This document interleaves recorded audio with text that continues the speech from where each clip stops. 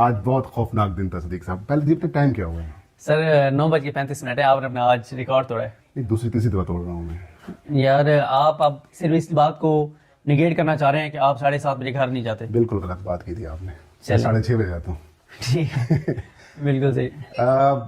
آج کمشنر راولپنڈی لیاقت علی چٹھا صاحب نے ایک بھرپور پریس کانفرنس کی اور انہوں نے جو عام انتخابات 2024 ہیں ان کی جو کریڈیبلٹی ہے وہ اٹھا کے باہر پھینک دی ہے. اس کے بعد chief justice of Pakistan justice قاضی فائز صاحب نے غیر متوقع طور پر چند صحافیوں کے ساتھ گفتگو کی اور اپنا موقف پیش کیا. اس کے بعد الیکشن کمیشن آف پاکستان نے ان الزامات کی تردید کی.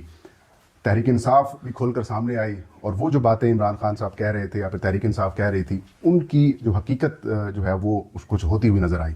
صدیق جان صاحب سے پوچھتے ہیں, صدیق صاحب ہو کیا رہا ہے؟ کیا ری الیکشنز کی طرف ہم جا رہے ہیں یا پھر تحریک انصاف کو اقتدار مل رہا ہے؟ دیکھیں, مجھے تحریک انصاف کو اقتدار ملتا ہو تو بالکل نظر نہیں آتا. اس کی مطلب سمجھ نہیں آتی نا کہ اقتدار کیسے مل سکتا ہے. تحریک انصاف کے پاس ہیں 93 ایم این ایز اور مخصوص نشستوں کا بھی رولا پڑا ہوا ہے, اور ادھر سے پی ایم ایل این اور پیپلز پارٹی کے پاس ظاہر ہے 75 اور تقریباً 54-55 وہ ملائیں تو وہ 130 بنتے ہیں. ان کو مخصوص نشستیں بھی ملنی ہیں, اور یہ بھی ہوگا کہ مخصوص نشستیں اگر پی ٹی آئی کو نہیں ملیں گی تو وہ مخصوص نشستیں ساری تقسیم ہو جائیں گی سیاسی جماعتوں کو. تو وہ ساری 70 میں سے کوئی شاید ہی کوئی 4-5 کسی اور کو جائیں, باقی تو ساری ان کو چلی جائیں گی.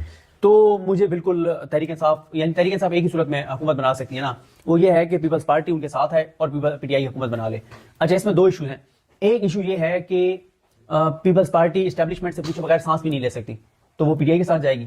دوسری بات یہ ہے کہ عمران خان خود جیل میں ہیں, پی ٹی آئی اقتدار لے کے اور اپنے بیانیے کو بالکل خود کش حملہ کر دے گی, اپنے بیانیے پہ تباہ اور برباد ہو جائے گی. تو مجھے پی ٹی آئی بالکل نظر نہیں آتا کہ وہ حکومت بناتی ہوئی نظر آ رہی ہو.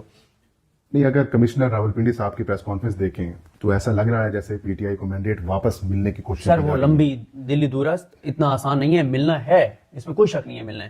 لیکن وہ یہ ہو سکتا ہے کہ جو یہ اسٹیبلشمنٹ کو بلیک میل کر رہے ہیں امین نواز شریف صاحب کہ جناب ہم نہیں بناتے حکومت اور یہ وہ, اگر تو یہ فیصلہ ہو گیا کہ یہ نہیں ہم نے مطلب ری الیکشن کی طرف نہیں جانا, تو پھر بڑی آسانی سے پی ٹی آئی کو کوئی 50-55 سیٹیں اور مل جائیں گی کنفرم, اور پھر پی ٹی آئی کو عدالت سے جو مخصوص نشستیں وہ بھی مل جائیں گی.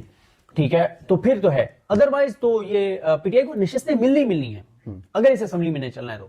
ادروائز جو مجھے پلان وہی جو میں نے اس پہ بات بھی کی تھی, وہ پلان بہت زیادہ ہے کہ ری الیکشن مطلب الیکشن کا لدم ہو جائیں, اور لیکن اس کے لیے قاضی فائز صاحب کا آن بورڈ ہونا بہت ضروری ہے. تو اب ہم یہ بھی نہیں کہتے کہ نہیں قاضی صاحب کیسے الیکشن کا لدم کر دیں گے. لوگوں میں کہتے ہیں آپ تو یہ بھی کہتے تھے کہ بلا نہیں لیں گے, تو اس لیے ہم تو اس قابل رہی نہیں ہے کہ قاضی صاحب کے بارے میں ہم کو بات پریڈکشن کر سکیں. تو یہ تو بات لوگ ماننے کو تیار ہیں کہ اگر ہم یہ کہیں گے قاضی صاحب کو جو کہا جائے گا وہ وہی کریں گے. ہاں لوگ کہتے ہیں ہاں یہ آپ ٹھیک کہہ رہے ہیں, لیکن جب ہم یہ کہتے ہیں کہ نہیں قاضی صاحب کیسے الیکشن کا لدم کر دیں گے, تو لوگ کہتے ہیں جاؤ یار اپنا کام کرو. تم لوگ تو یہ بھی کہتے تھے کہ بلا نہیں لے گا. ٹھیک ہے, تو پورے پاکستان کہہ رہا تھا بلا لے گا, آپ کہتے تھے نہیں لے گا, تو بہرحال وہاں بھی غلط ثابت ہوا. اچھا, اب فہیم صاحب دوسرا جو آپ نے یعنی یہ تو ہو سکتا ہے حکومت والی. دیکھیں میرا خیال ہے کہ پچھلے یعنی کوئی 1:15 بجے کمشنر صاحب نے پریس کانفرنس کی تھی, اس وقت 9:30 ہیں, تو تقریباً کوئی ایسا سمجھیں کہ 8 گھنٹے میں جو دوسری بڑی خبر ہے وہ یہی آئی ہے کہ کمشنر صاحب اب تک جو میڈیا پہ رپورٹ ہوا ہے کہ کمشنر صاحب ڈٹ گئے اپنے بیان پہ.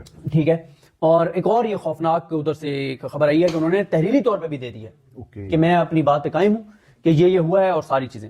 تو کھیل جو ہے وہ اگلی اس میں چلا گیا ہے, اور یہ بڑا ہے امپورٹنٹ ہے کہ انہوں نے ریٹرن بھی دے دیا اور وہ ڈٹ گئے.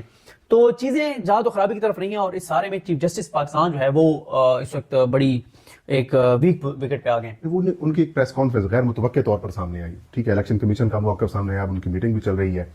چیف جسٹس کا کو پریس کانفرنس کرنی چاہیے تھی, اس کی باڈی لینگویج کو آپ کس طرح دیکھتے ہیں؟ نہیں, وہ پریشان تھے, اور کیونکہ میں نے جیسے ہی ہوا تو اس کے بعد میرے پاس انفارمیشن ہے کہ 2 ججز نے چیف جسٹس کو اپروچ کیا تھا, اور اس کے بعد میٹنگ بھی ہوئی, اور ظاہر ہے اس میں جو ذرائع سے آیا کہ انہوں نے کہا جی سو موٹو نہیں لینا, کیونکہ میں کہیں اب چیک نہیں کر سکا کہ اس میٹنگ میں کیا ہوا ہے کیا نہیں ہوا.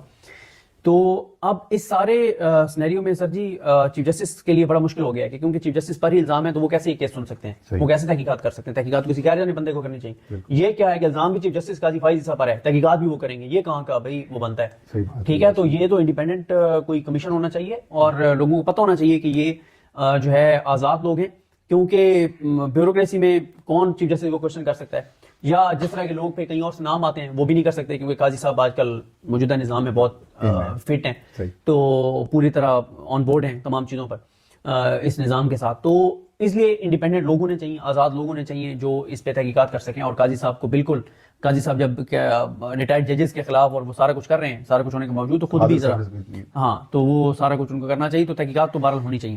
دوسرا یہ ہے کہ یہ بہرحال میں نے آپ کو عرض کیا کہ یہ امپورٹنٹ ہے کہ کمشنر جو ہے وہ اپنے بیان پہ ڈٹ گئے ہیں. ان تمام تر دباؤ, دھمکیاں اور کریکٹر اسیسینیشن جو کچھ کیا گیا وہ سارا. ایک انٹرسٹنگ چیز یہ آئی ہے, کمشنر صاحب راول پنڈی نے 2 لوگوں کا نام لیا, چیف جسٹس آف پاکستان کا اور چیف الیکشن کمشنر سکندر سلطان کا. اس کے بعد ان دونوں اداروں کی طرف سے وضاحتیں بھی آئیں, لیکن مسلم لیگ نون پریشان ہے. ان کی چیخ و پکار کا سلسلہ جاری ہے. مریم اورنگزیب صاحبہ نے پریس کانفرنس کر کے تو عمران خان کو تو سرقلم کی بات بھی کر دی کہ ان کو سرقلم کر دینا چاہیے تھا. یہ کیا ہو رہا ہے؟ ان کی کریکٹر اسیسینیشن بھی کی جا رہی ہے, جو صحافی اس کے اوپر بولتے ہیں ان کے خلاف تنقید بھی کی جا رہی ہے. دیکھیں یہ ان کے پاس اور کوئی جواب تو ہے نہیں. دیکھیں جواب ایک ہی ہو سکتا ہے, اور وہ ہے فارم 45.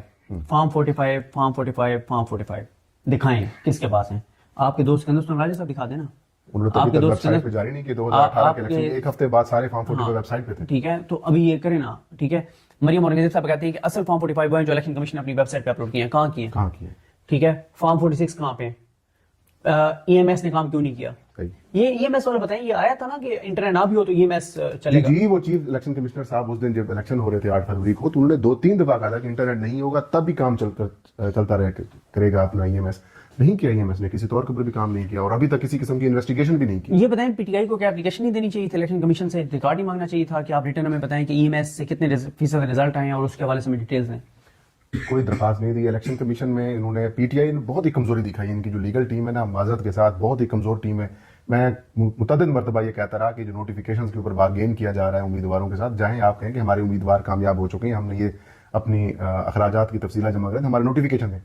4-5 دن مسلسل ٹویٹس کیے, خبریں چلائیں, اور پھر جا کے نوٹیفیکیشن کی. انہوں نے کسی قسم کی کوئی درخواست الیکشن کمیشن میں نہیں دی. پی ٹی آئی کی بہت ساری قانونی غلطیاں ہیں. دیکھیں اب حماد اظہر صاحب جو ان کا نوٹیفیکیشن پہلے, ان کے والد کا پہلے نوٹیفیکیشن ہوا, اب وہ 3 دن گزر چکے ہیں, اب وہ انڈیپینڈنٹ ہی رہیں گے. وہ کسی ان کی وجہ سے کسی کو نشست نہیں مل. پی ٹی آئی کی بڑی کمزوریاں ہیں.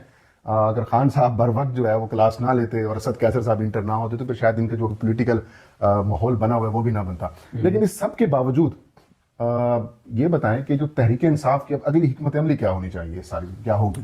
یہ میرا نہیں, مجھے بالکل اندازہ نہیں ہے کیونکہ آج ان کی میٹنگز ہوتی ہیں, لیکن میں کسی سے انفارمیشن نہیں لے سکا کہ ان کی حکمت عملی کیا ہے. ویسے ابھی آ جائے گی ان کی حکمت عملی. اس کی ریزن یہ ہے کہ انہوں نے, کیونکہ اب کل تک کسی پارٹی میں شامل ہونا ہے, تو آج رات کو میرے کو پتہ چل جائے گا کہ کس کے ساتھ MWM سنی مطلب صاحبزادہ حامد رضا والی جماعت یا پی ٹی آئی. آج انٹرسٹنگ اور چیز بھی آئی ہے ڈیولپمنٹ کے, پرویز خٹک صاحب نے ریزائن کر دیا اور محمود خان اس کی جگہ کے اوپر آ گئے. کیا پی ٹی آئی پارلیمنٹیرین بھی آپشن ہو سکتا ہے ان کا؟ یار پھر پی ٹی آئی پارلیمنٹیرین سے تو پھر ظاہر ہے یہ دو وہ ہیں. جماعت اسلامی بھی ایک آپشن ہے, ابھی بھی وفاق میں اس کے ساتھ جا سکتے ہیں, کے پی کے میں بھی اس کے ساتھ جا سکتے ہیں. تو یہ سارے آپشنز ہیں, اب پتہ چل جائے گا. کیونکہ MWM کے اوپر بھی پارٹی کے اندر سے کوئی کافی ریزسٹنس تھی کچھ لوگوں کی طرف سے, اور اس کی ایک وجہ یہ بھی تھی کہ ان لوگوں کو یہ کہا گیا تھا کہ آپ نے آزاد ہی رہنا ہے. ایک کوشش یہ بھی ہو رہی ہے کہ پی ٹی آئی کے موسٹلی لوگ آزاد رہیں, موسٹلی لوگ آزاد رہیں تاکہ مطلب حکومت بنانے کی پوزیشن میں ہی نہ آئے. نہیں, وہ کل کو ڈیفیکشن کلاز ان کے اوپر نہیں لگے گی. رائٹ. پاکستان بار کونسل نے چیف الیکشن کمشنر کے ریزائن کا ایک بار پھر مطالبہ کیا. پہلے کیا تھا, بعد میں وہ پیچھے ہٹ گئے تھے. عمومی تاثر یہ ہے کہ پیپلز پارٹی اور مسلم لیگ نون پرو ہے پاکستان بار کونسل. ان کی اس ڈیمانڈ کو کیسے دیکھتے ہیں؟ نہیں, میں اس پہ ان کو ڈسکس کرنا بھی فضول ہے. کمپرومائز لوگ ہیں اور کوئی اور اس میں پیچھے گیم ہوگی. ان کو آپ کو ڈسکس بھی نہیں کرنا چاہیے. ایسے لوگ جو ہے نا, ان کو ڈسکس کر کے بھی آپ ان کو امپورٹنس دیتے ہیں. ان کو پاکستان بار کونسل کو, سپریم کورٹ بار, جس طرح جس گروپ کے پاس, ان کو ڈسکس بھی نہیں کرنا چاہیے. جس طرح کے یہ لوگ ہیں کمپرومائزڈ قسم کے, 2 نمبر قسم کے, اور نام ہی نہ لیں ان کا سارے اپنے. آپ کتنے % پریڈکٹ کرتے ہیں کہ ابھی الیکشن ہوں گے؟ سر میں پریڈکٹ نہیں کر سکتا کیونکہ کچھ پتہ نہیں ہے کہ پس پردہ کیا چل رہا ہے. جب تک انفارمیشن نہ ہو تو آپ کیا کہہ سکتے ہیں. بالکل صحیح. تو بہت شکریہ صدیق بھائی. یہ تھا آج کا ویلاگ. صدیق صاحب